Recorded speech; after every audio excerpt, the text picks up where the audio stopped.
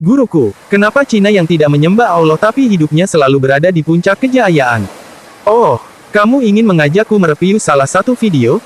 Mengingat ini juga menjadi pertanyaan yang tak terjawab oleh para tokoh tasawuf di zaman sekarang, maka, okelah kita putar videonya sekarang. Cina, bangsa yang sejak awal sejarahnya tidak pernah mengenal para nabi dari jalur Abraham. Dan baru-baru ini, kecintaan pada ilmu pengetahuan, pragmatisme, dan kadang bahkan ateisme. Secara teologis, Cina ini paket lengkap kafir. Mereka menyembah roh leluhur, berdoa di depan patung, percaya keseimbangan alam, dan sekarang malah banyak yang tidak percaya Tuhan sama sekali. Jadi, kenapa tidak diazab? Kenapa langit tidak mengutuk mereka dengan kelaparan atau gempa raksasa? Kenapa tidak diturunkan azab seperti kaum-kaum terdahulu, yang konon dibinasakan hanya karena menyimpang dari wahyu? Kenapa tidak dibekukan sejarahnya seperti Sodom, atau kaum Nuh? Sebaliknya, justru apa yang kita lihat? Cina jadi superpower.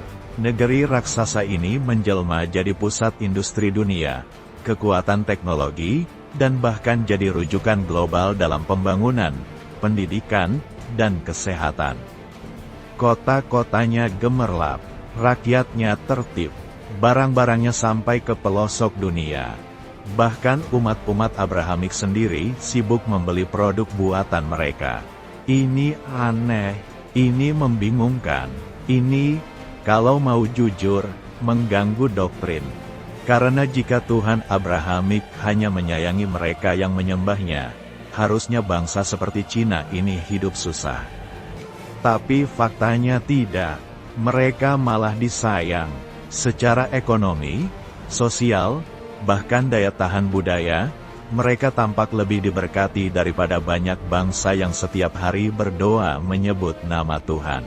Oke, sampai di sini ada pertanyaan, mengapa yang menyembah Allah hidupnya susah, tapi Cina yang kafir justru tampak lebih disayang Allah? Itu kalimat langsungnya. Muridku, dan semua sobat muslim Indonesia, Malaysia, Brunei, Singapura, Thailand, dan negara lainnya, begini. Cara Tuhan menyayangi hambanya itu tidak selalu memberikannya kejayaan, tapi juga sering kali memberikan kesulitan, itu supaya hambanya itu selalu ingat dan berharap padanya.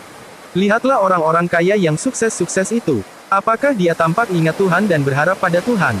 Kebanyakannya tidak tampak, mereka lebih sibuk dengan bisnis hingga jangankan untuk mencintai Allah, mengesahkan Allah dan memurnikan diri, malah justru dia sibuk ingin menambah harta dan kejayaannya. Kasih sayang Allah pada kekasihnya dan hambanya bukan dengan memberinya duniawi berlebih tapi justru dia sucikan dari segala perkara dunawi, jadi jika kita masih dititipi harta, masih dititipi kedudukan kecil itu sesungguhnya masih adalah tanggung jawab besar yang haram hukumnya untuk diselewengkan dari jalan Allah. Ketahuilah cobaan itu bukan saja berupa kemiskinan, penjajahan, penyakit, dan sebagainya. Tapi juga adalah kekayaan, kesuksesan, dan jabatan, dan cobaan seperti itu justru lebih berat untuk dihadapi ketimbang kemiskinan, penjajahan, penyakit, dan sebagainya. Namun walaupun seperti itu jangan biarkan orang Islam dijajah, bantulah semua yang miskin, sakit, dan sebagainya.